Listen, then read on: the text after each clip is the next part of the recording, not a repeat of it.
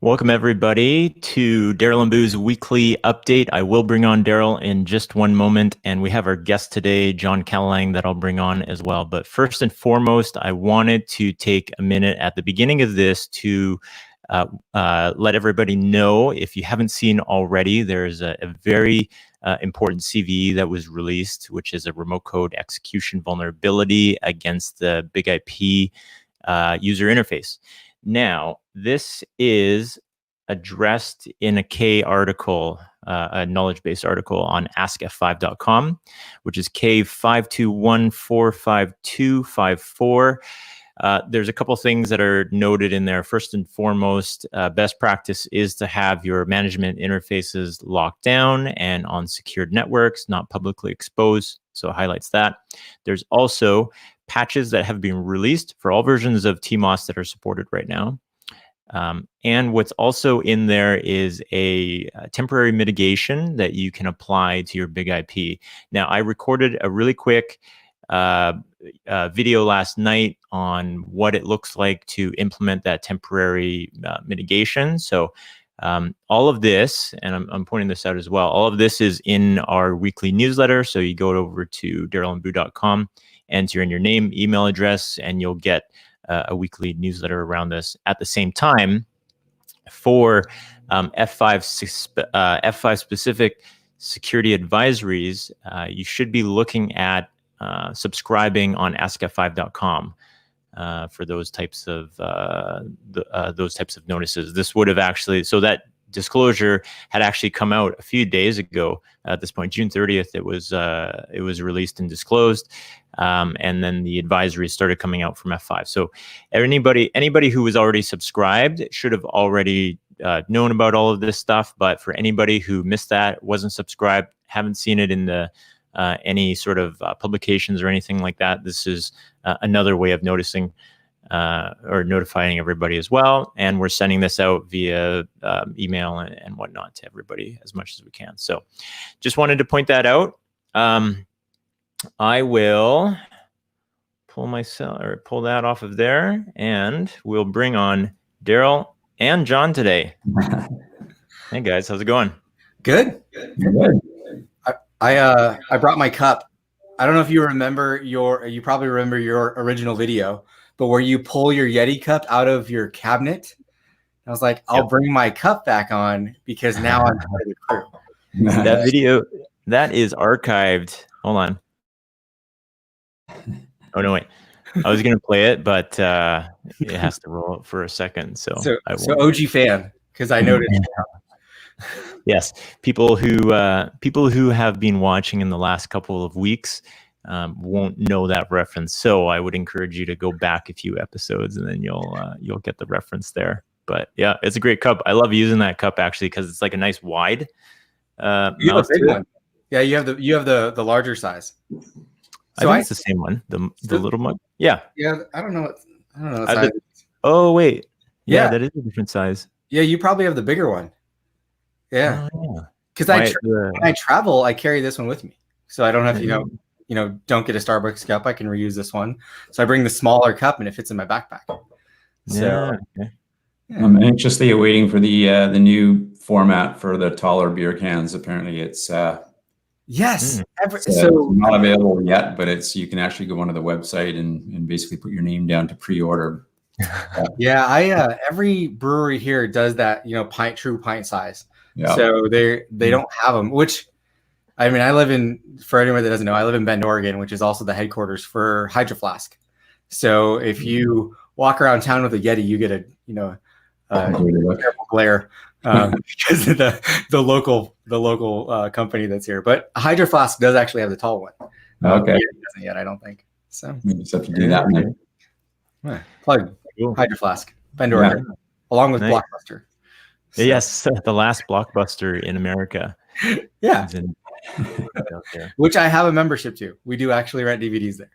Is it like a laminated card or What is it look like? No, they just use your phone number. You can get one of the laminate cards, like the traditional ones.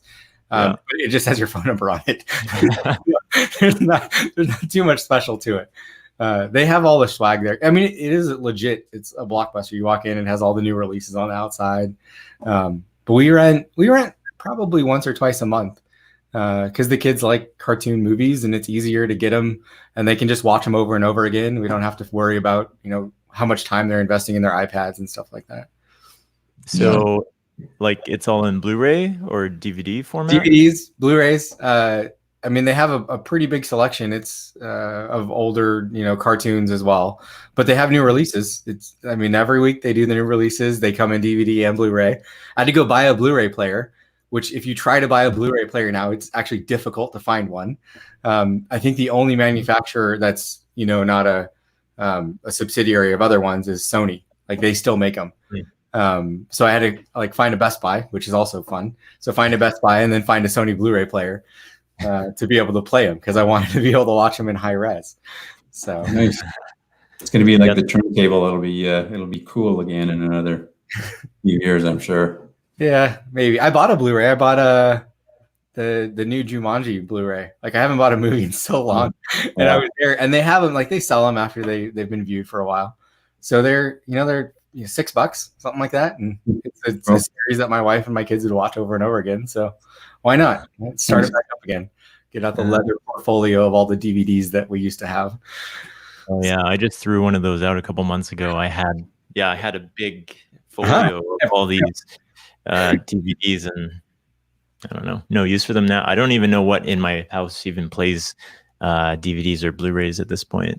I had to dig out an Xbox to play regular DVDs, and then I had to buy that Blu-ray player.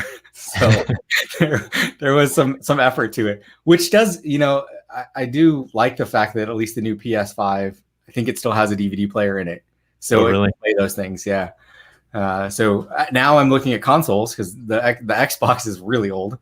But now I'm looking at consoles that can actually play Blu-rays because the requirement of my household now. Yeah. Now you can consolidate. Well, there's probably a lot of Blu-ray players in Bend specifically then. Oh yeah. I mean, it is kind of fatty. You'll go in and there's some people that are there to get a movie, and then there's some people there to take pictures in front of the sign, and it's right next to a pizza shop, and I forget the name of the pizza shop. It's one of the take and bake pizzas, but they have a deal with them, so it's come get a pizza and get a DVD. You're this is the only place in the planet this works. Is there not a microbrew right beside it? There isn't one right there. There's one down the street from there, but not in that. It's in a strip mall, so it's very much like Captain Marvel strip mall Blockbuster. So it's in the corner of the strip mall, and there's a gas station, a Blockbuster, a pizza joint, and I think it's a salon, all in this little corner area. But it's circa 1990 for sure, is where it lives. Yeah, cool. Cool. Awesome. So on our weekly update, we usually start by talking about what we did on our weekends. I would say my most exciting thing this weekend was we got an air fryer. Yes. So it's do either of you guys have one? We do. We used it this morning. Oh, really? Nice. Yeah, it's amazing. We got a Instant Pot a couple years ago, and I was like, okay, this is cool. You can make big meals, but with this air fryer, I did salmon yesterday, and it was 7 minutes, and it came out perfect. Way better than I could ever grill it or bake it or anything. It came out the perfect texture, and all the fat and the oil just kind of drips off, so it's got a nice crispy coat to it and just flaked off right away. So yeah, big fan of air fryers now. Yeah. Friends of ours have them, and she swears by it. So she's a CrossFit competitor and very conscious about what she eats all the time. But yeah, she swears by it. I think they use it all the time.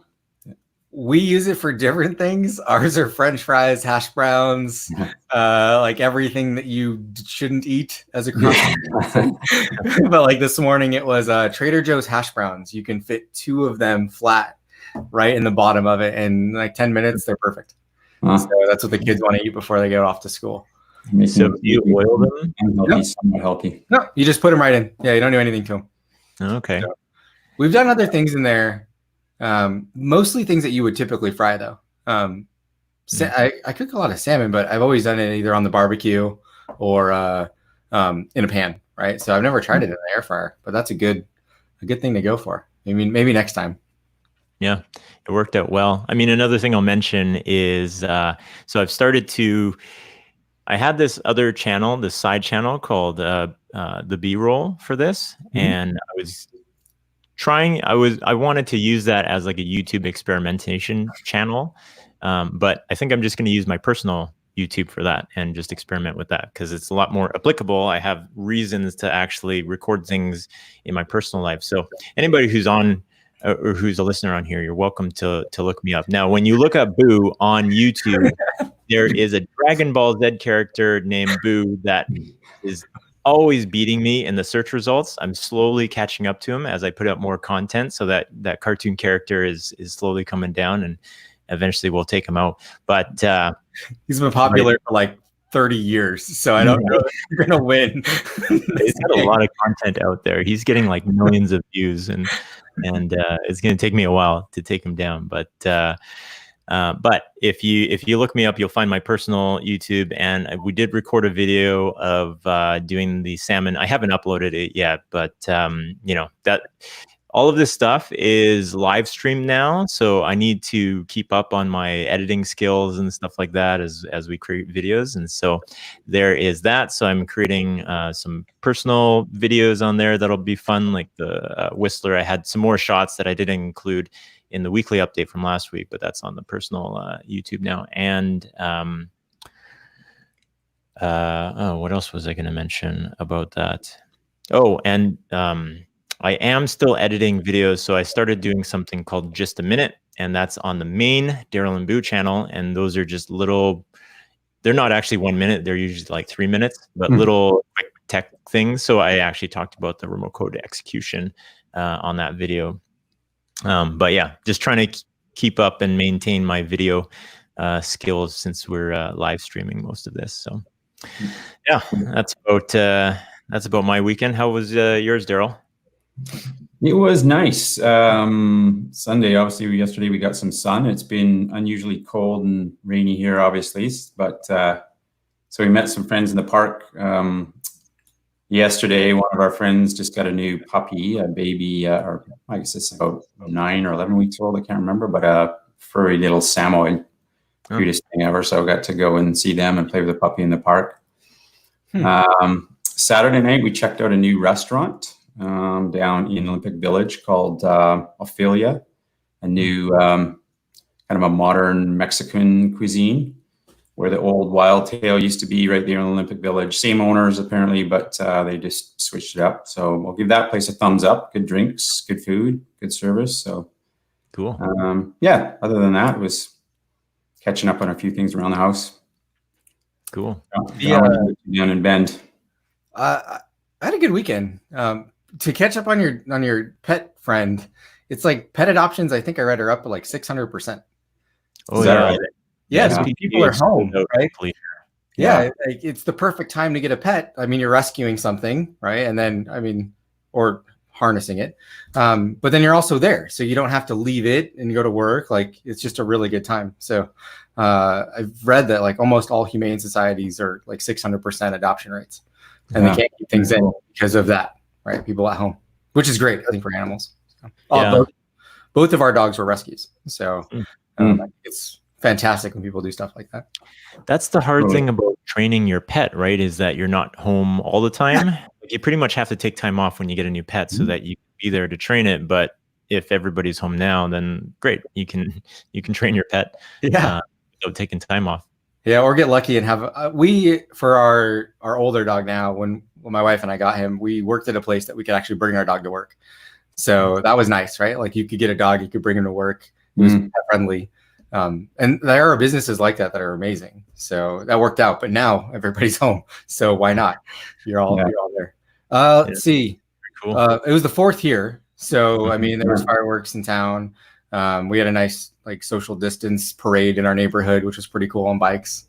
And then yesterday I built my first workbench. So I don't do woodworking, but I decided to move a refrigerator around. I started mountain biking recently.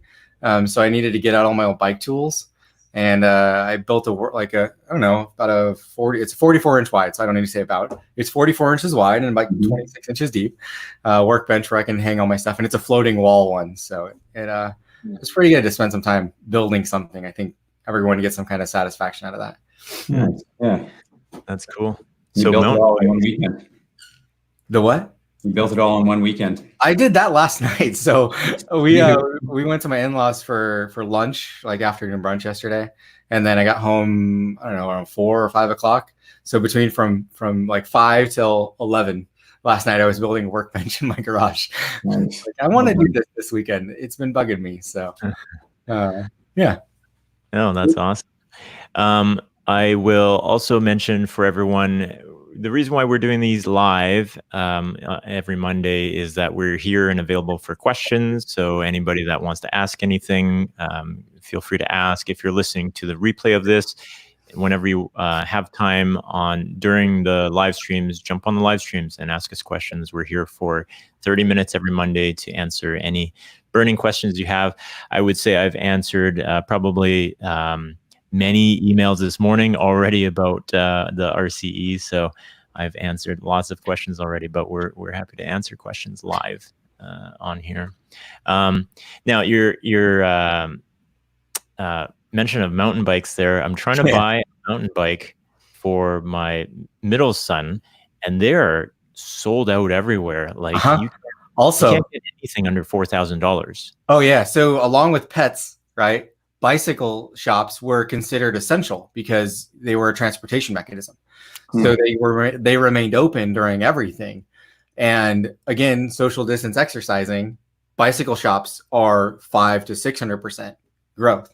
And there was a good article I read yesterday because I like bikes. So there was a good article I read yesterday about bike shops now where they used to get in like 4 or 5 bikes a week of new manufactured bikes. So in case you didn't know how all the supply chain works in a bike manufacturer, you essentially order it, it gets processed through the company in which you bought it from. They assemble and then they ship it to the local bike shop to be, handed off to you if you're not doing a direct to consumer. But the supply chain at the manufacturers, like let's say the bike itself, where the company, I'm going to throw a company name out, but say it's I don't know, Specialized or whatever. They order all the pieces from assembly, right? And then they get all the parts and then they send it to the local bike shop where you bought your Specialized bike. And what's happening now is not specific to Specialized, but all of those pieces have supply chain problems. So they get held up. So bikes don't get delivered, which means you're now at the state of you had this huge exhaustion of resource and now you can't replenish it, which is, it's like supply chain. I love supply chain problems, but like for bikes, it was a huge boom in business. And now it's a problem because where all of those parts come from, some of them are manufactured in the US. Like there are amazing manufacturers in the US, but some of those come from other countries and they don't have parts because people can't work. So they can't build parts and then build bikes. So it's, I recently bought a bike. It was over that range. So I fit it in there. Then my wife bought a bike 2 weeks ago also. So like bikes are coming in and out. But you get a full suspension?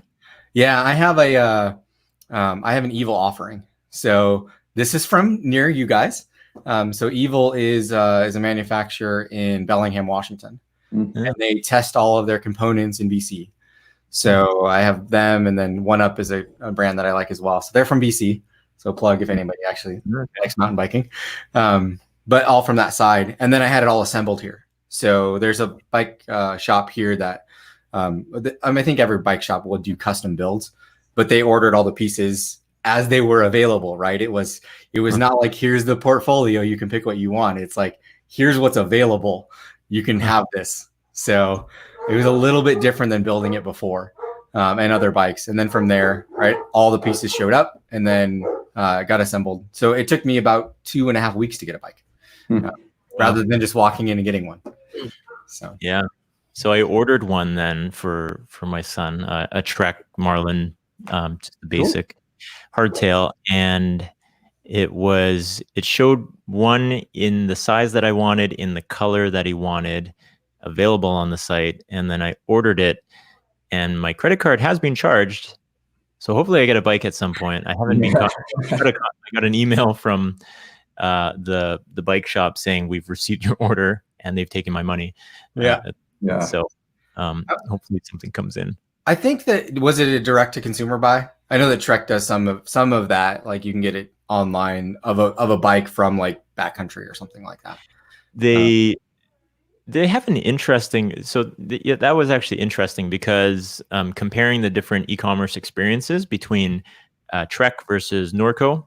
Yeah. The other brand I was looking at, all of our bikes are actually Norco. This is the first. Yeah, because you're North Columbia, right? Like it should be.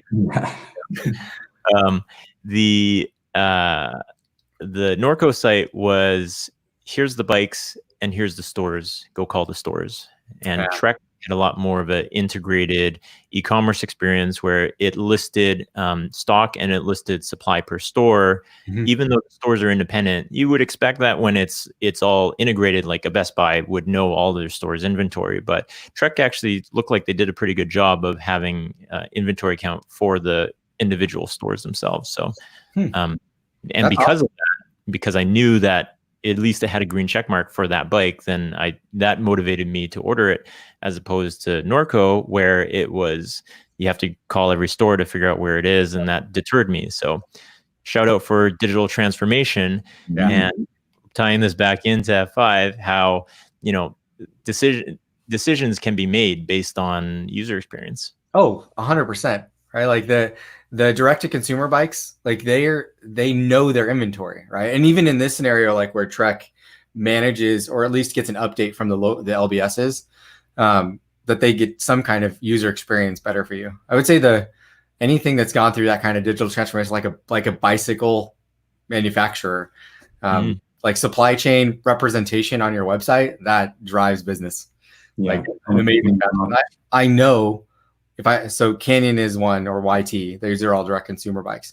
If you go to their site, you know exactly what's available because they know exactly what's available. So you don't have to wonder or go find a reseller or something like that. It's pretty impressive.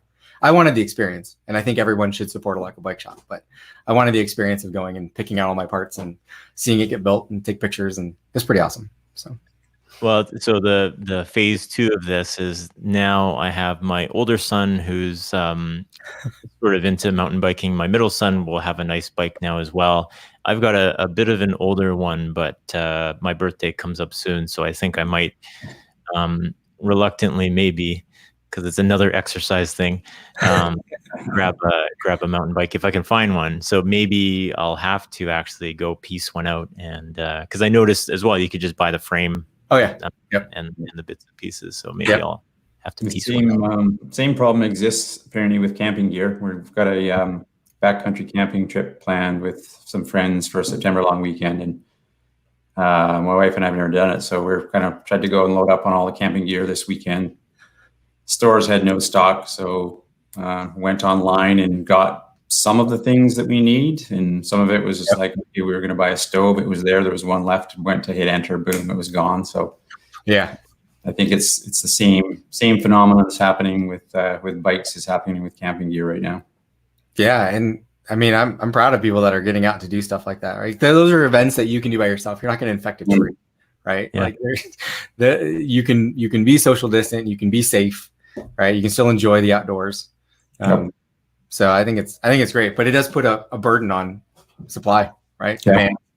And as you can see, any business that did digital transformation probably gets a little bit more business than the other one. Since you're likely to shop at home, right? You're not going to go to the camping store. I mean, you may go to REI. Some of them are open now, but you're probably going to start at home because that's where you are most of the time. Totally. A friend of mine went to Mech and posted a picture of a huge lineup out there. And then they got to the door and they were looking for bear repellent or something. And it was one of the things that was sold out.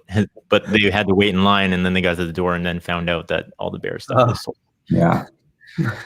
A good experience. I watched a video. I've never been to this place, but I guess there's several bike parks like in BC, but most of them opened last week, right? Like I know you're on vacation while one of them opened, but most of them opened last week. And there was this one video where a guy was doing it downhill in a bike park, and he like every other frame, it seemed like there was a bear dropping or a bear in the picture where he's riding by, and like a cub ran out in front of him, and I'm like, good thing it was a cub and not its mom. Like that does scare me a little bit. I don't ride there, so but I also don't have any bear repellent, and apparently I can't find any. So there's a lot of bear sightings lately as well, because at least in Whistler there, there's a lot less people than there usually is. It's starting to pick up more because of summer, but in the past couple months there hasn't been, and so bears have started to make their way down and populate the areas where the humans once were. Yeah, I've been to Whistler quite a few times. I did Ironman Whistler 5 years ago, and like the whole time you're just on the lookout for bears. Like, is there going to be a bear? Because you run around, the I don't know, the lodging area, the upper lodge area. I don't remember what it's called for a while, and you're like, there could just be a bear around the corner. Yep. There was some pictures of bears, but I think there was only one sighting that day, and it's later in the year. Like I think it was in August or something when I was up there for that. Yeah. Okay. Cool. Daryl might have to drop in a sec. We are almost at time. We're meant to actually go through the guest Q&A, so we'll actually have to have you back. All right. Q&A. I will before we sign off, and Daryl, you're welcome to jump off whenever you need to there. I will bring up this. So a couple of live streams that I have this week. First one is with Alex Dow. So this is return guest, fan favorite, Alex Dow. And this is going to be on building a home lab to further your career. Alex has given this presentation to some students at New York Institute of Technology on building a home lab.